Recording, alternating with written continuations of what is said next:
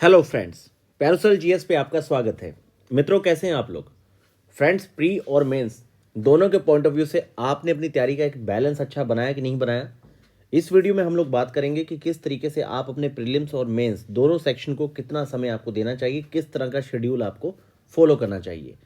Friends, Paracel GS के description में इसके टेलीग्राम चैनल का लिंक है। आप टेलीग्राम चैनल के साथ जरूर जुड़िए। निश्चित तौर पे इससे आपको काफ़ी महत्वपूर्ण सूचनाएं मिलेंगी।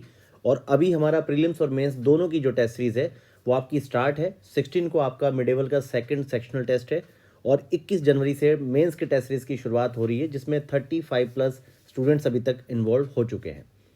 तो यहाँ पर देखिए, 70 बीपीएससी के संदर्भ में मैं आपको एक चीज़ मैन बताना चाहता हूँ।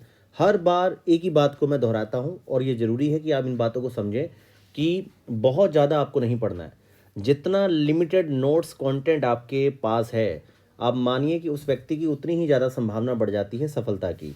अगर मान लीजिए, यहाँ पर मैं एक छोटा सा आपको उदाहरण देना चाहूँगा।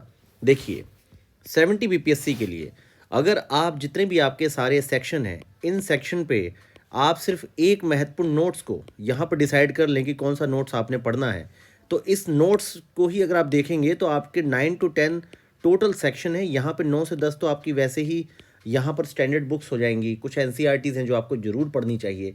जब आपके पास प्रीलिम्स का कम से कम 9 महीने का समय है, मेंस का उसके बाद देखिए, जितना आपके पास प्रीलिम्स का समय है ना, उतना ही यहाँ पर आपके पास मेंस का भी समय है।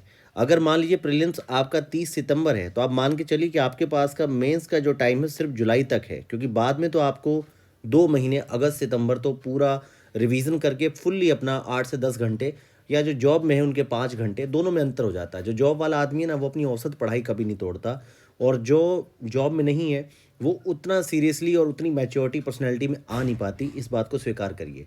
जो लोग जॉब में हैं, डेली बहुत कई बार क्या बच्चे होते हैं यहाँ पर स्टूडेंट की 35 एज में भी एक जो मैच्योरिटी चाहिए, जो एक कम्युनिकेशन स्किल चाहिए, वो उनके अंदर नहीं आ पाता। कारण क्या है?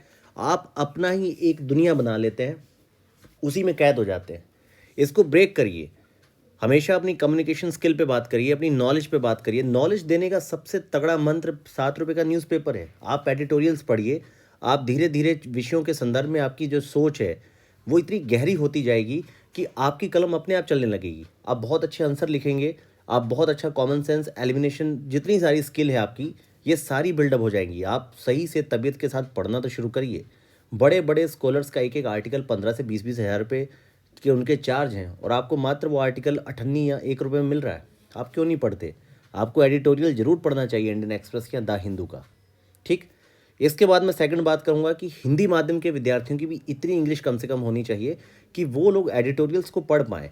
बहुत ज़्यादा 500 से 700 शब्द हैं। जब आप सही से पढ़ना शुरू कर देंगे, 2.5-3 महीने में ही आपके वो 400-500 शब्द बिल्डअप हो जाएंगे, जो बार बार आ रहे हैं लेकिन आपको उसकी मीनिंग नहीं पता। फिर आपको इसका अर्थ समझने में, आपको इसका ईजिली अर्थ समझ आना शुरू हो जाएगा और चीज़ें आपके लिए बहुत कंफर्टेबल हो जाएंगी। तो हमेशा ही जो कोर बातें होती हैं, बेसिक होती हैं, मैं हमेशा उनको दोहराता हूँ।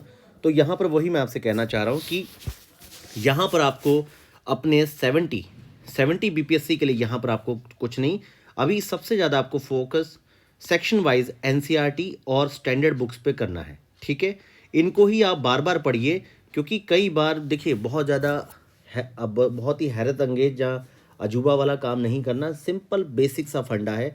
अगर 8 घंटे आप औसत बहुत अच्छा पढ़ सकते हैं तो ये फील्ड आपके लिए सबसे अच्छी है। इसमें कुछ भी बुरा नहीं है। 8 घंटे आप तरीके से पहले पढ़ना तो शुरू करिए।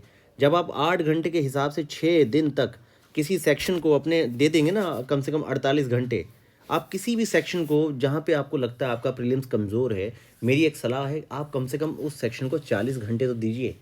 40 घंटे उसके एक अच्छे सोर्स को। जैसे अच्छा सोर्स क्या है? अच्छा सोर्स आपके पास यहाँ पर सबसे बढ़िया जो है एनसीईआरटी है। आप एनसीईआरटी और स्टैंडर्ड बुक्स जो हैं, इस अच्छे सोर्स को आप कम से कम भी 8 घंटे के हिसाब से 8 × 48, आप कम से कम 45 से 48 घंटे किसी सेक्शन को दीजिए। उसके बाद देखिए कि आप जो पहले उसके बारे में आपने धारणा बना रखी थी कि वो सेक्शन आपका कमज़ोर है, अभी भी काफ़ी ज़्यादा कमज़ोर है। अगर फिर आपको थोड़ा टेस्ट के लेवल पे, कुछ नोट्स के लेवल पे कुछ चेंजेस करने चाहिए। थोड़ा आपको प्रैक्टिस ज़्यादा से ज़्यादा करना चाहिए। कई बार एमसीक्यूज़ बार बार प्रैक्टिस करने से भी आपकी जो स्किल है क्वेश्चन अटेम्प्टिंग, वो बहुत अच्छी होती जाती है। चीज़ों को समझने की कोशिश करिए, सब एक दूसरे के साथ जुड़ी हुई है। जो पर्सनैलिटी डेवलपमेंट है, वो जब साल भर एडिटोरियल्स पढ़ेंगे, उसको डिस्कस करेंगे, वो कम्युनिकेशन स्किल आपका बेहतर होगा। वो पर्सनैलिटी है, आपको 65% इंटरव्यू में मिलना ही मिलना है। समझ रहे हैं आप? जब आप एक नॉर्मल अपनी दिनचर्या ऐसी बना लें जो आपकी पर्सनैलिटी को बिल्डअप कर रही है, नॉलेज को बिल्डअप कर रही है, आपके आंसर राइटिंग बिल्डअप हो रही है। क्योंकि भाई सारी आंसर राइटिंग क्या है, आपके जो हाथ हैं या आपके दिमाग के वश में तो है। जो आपके दिमाग में जिस तरह से, जिस क्रम में आंकड़े आएंगे, वही तो आंसर राइटिंग है, प्रेजेंटेशन है। बाकी लिखावट तो बहुत ज़्यादा प्रैक्टिस के बाद थोड़ी बेहतर हो पाती, नहीं तो जिसकी लिखावट जैसी है बहुत सुंदर नहीं हो पाती कई बार, लेकिन पठनीय रहे कम से कम। पठनीय राइटिंग में ही लड़के यहाँ पे सेकंड थर्ड रैंक तक टॉपर भी रहे हैं। ऐसा कुछ नहीं कि लिखावट है तो तभी सिलेक्शन होना है। तो यहाँ समझने का प्रयास करिए, यही मैं इस वीडियो में आपको बताना चाह रहा हूँ कि 70 बीपीएससी के लिए एनसीईआरटी स्टैंडर्ड बुक को थोड़ा सॉलिड होकर पढ़ना शुरू करिए। इसी के अकॉर्डिंग ही मेंस में आपका पहला जो सेक्शन है वो मॉडर्न हिस्ट्री का हमने टेस्ट सीरीज में रखा है। तो मॉडर्न सेक्शन के मैंने सारे टॉपिक्स आपको दे दिए। ऐसे ही हर टेस्ट के, जैसे ही पहला टेस्ट की एंडिंग आएगी उससे पहले ही आपको अगले सेक्शन के मोस्ट इंपॉर्टेंट टॉपिक फिल्टर करके दे दिए जाएंगे जो आपने रेडी करने हैं। अब थोड़ा सा आपको यहाँ पर सेल्फ असेसमेंट और खुद की जिम्मेदारी में आना पड़ेगा। आपको यहाँ पर स्वयं की जिम्मेदारी में खड़े होना पड़ेगा, क्योंकि तभी आप बहुत अच्छे से तरीके से काम कर पाएंगे। तो यहाँ प्रीलिम्स पे मैं 2 काम कर रहा हूँ। प्रीलिम्स का 150 क्वेश्चन का है, इसको 100 क्वेश्चन का मैंने नहीं रखा।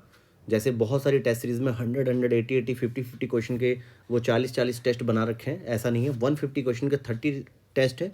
अभी आपके सिर्फ 2 टेस्ट हुए क्योंकि पहला कॉम्प्रहेंसिव था, सेक्शनल अभी एक ही टेस्ट हुआ है। ठीक, अगला टेस्ट आपका जो है मिडेवल पे है। ठीक, जिसमें मिडेवल के आपके लगभग 120 और 30 क्वेश्चन आपके करंट अफेयर के रहेंगे। उसके साथ ही आप जैसे ही 5 बजे टेस्ट देंगे, 7 सवा 7 के आसपास आपको उसकी आंसर की दी जाएगी डिटेल्ड फॉर्म में। और उसके बाद फिर आपको आपके करंट का नोट्स पिछले 3.5 महीने का पूरा हिंदी इंग्लिश में सेपरेट पीडीएफ्स में रेडी हो रहा है। आपको 30 या 31 जनवरी को सारा नोट्स प्रोवाइड किया जाएगा। उसके बाद फिर जैसे ही आपके मार्च तक का सेक्शन जाएगा उसके सारे नोट्स आपको प्रोवाइड किए जाएंगे इसी प्रीलिम्स के पेड ग्रुप में। बाकी मेंस में हमारा सिंपल फंडा है, कॉपी रिव्यू पे सबसे ज़्यादा ध्यान है। उसके अलावा आपको हिंदी इंग्लिश में मॉडल आंसर के साथ आपकी सारी कॉपियाँ रिव्यू होंगी। और पहली मैंने बहुत सारी कॉपियाँ आपके साथ शेयर की है, आप उन्हें पढ़ के देख सकते हैं। तो यहाँ पर मित्रों कुल मिला के मैं ये कहना चाहता हूँ कि 70 बीपीएससी के लिए बेसिक तौर पे एनसीईआरटी स्टैंडर्ड बुक पढ़ना शुरू कीजिए। आप अगर सेल्फ अच्छा पढ़ सकते हैं, आप खुद अपने हिसाब से चीज़ों को पढ़ना शुरू करिए, पर शुरुआत कर दीजिए। समय सच में ज़्यादा नहीं है, क्योंकि मेंस आपका इसी जुलाई तक अगर तैयार हो गया तो हो गया। आगे अगर आपको लगता है कि 30 सितंबर के बाद आप 15 नवंबर तक प्रीलिम्स का वेट करेंगे और प्रीलिम्स हुआ तब आप जाके मेंस का कोई प्रीवियस ईयर खरीदेंगे, तो होने वाला नहीं है। और ऐसा आप कई बार करके देख चुके होंगे और आप क्या ये सब ऐसा करके अब तक सिलेक्शन पा चुके हैं। इसका पूरा जो क्रक्स है वो आपके पास है। तो यहाँ मेरा सिंपल सा फंडा है इस वीडियो में आपको ये बताने का कि एनसीईआरटी स्टैंडर्ड बुक पढ़ना शुरू करिए और उसको पढ़िए अच्छे से। पहले अच्छे से पढ़िए, फिर कुछ माइक्रो नोट्स वगैरह उसके राइट डाउन करिए। नहीं राइट डाउन आप करना चाह रहे हैं तो कम से कम पहली रीडिंग पेंसिल से करिए, दूसरे में पेन चलाइए, तीसरे में हाइलाइटर चलाइए, ताकि इस पहली रीडिंग में हाइलाइटर उठा लेने से पूरी किताब रंगीन हो जाती है, लेकिन आपको बाद में पता नहीं चलता कि उसके कोर पॉइंट्स कौन से हैं। तो इस तरह से आप अब एक अच्छा शेड्यूल बना के इन चीज़ों पर ध्यान दीजिए। और बाकी हमारे प्रीलिम्स या मेंस के ग्रुप से आप जुड़ना चाह रहे हैं तो डिस्क्रिप्शन में उसका पूरा ब्यौरा है। नहीं तो आप टेलीग्राम पे जाके कम से कम करंट रिलेटेड जो आपको डेली पोस्ट या क्वेश्चन दिए जा रहे हैं उन्हें जरूर सॉल्व करिए। धन्यवाद।